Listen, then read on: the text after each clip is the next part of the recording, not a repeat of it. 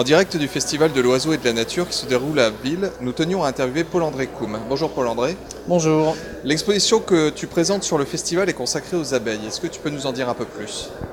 C'est une exposition qui est extraite de mon livre Le volcan aux abeilles, pour lequel j'ai suivi une apicultrice professionnelle dans le Sancy, dans le Puy-de-Dôme, sur toute une saison.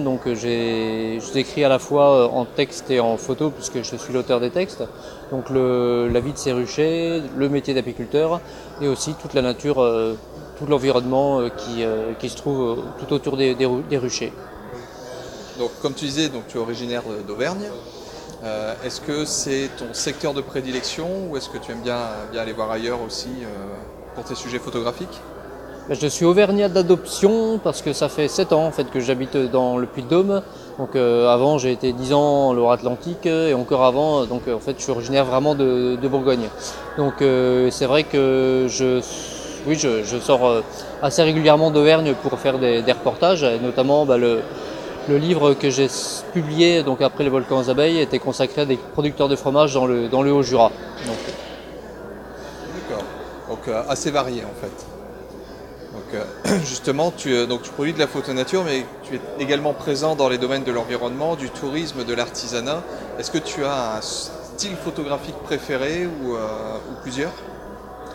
C'est vrai que depuis le début que je fais de la photo, je me suis orienté assez vite vers la photo de nature, mais tout en continuant à faire des photos de patrimoine. J'ai tout le temps été un peu un photographe tout-terrain. Et depuis que je suis professionnel depuis une dizaine d'années, je fais également des reportages justement sur de l'artisanat et maintenant beaucoup de reportages pour la presse magazine décoration.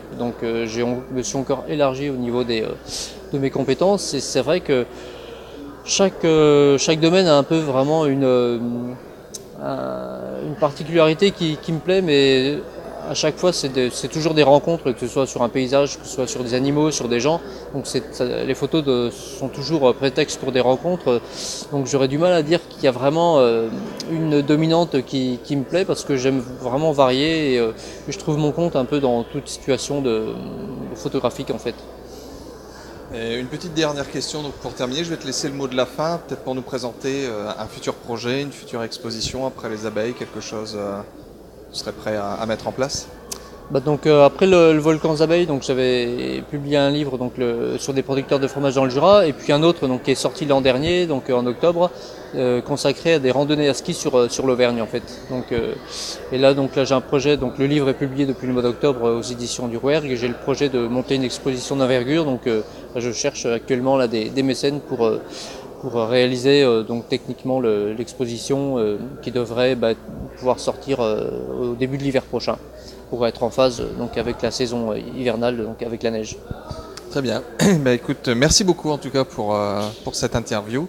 De toute façon, sous la vidéo, sur la page de Revue Photo, on retrouvera tes coordonnées, ton site internet. Donc si des personnes veulent te contacter pour te filer un coup de main pour ces expositions, ils auront toutes les informations nécessaires. Okay. Merci encore, bonne journée et bon festival. Merci à Revue Photo. Au revoir.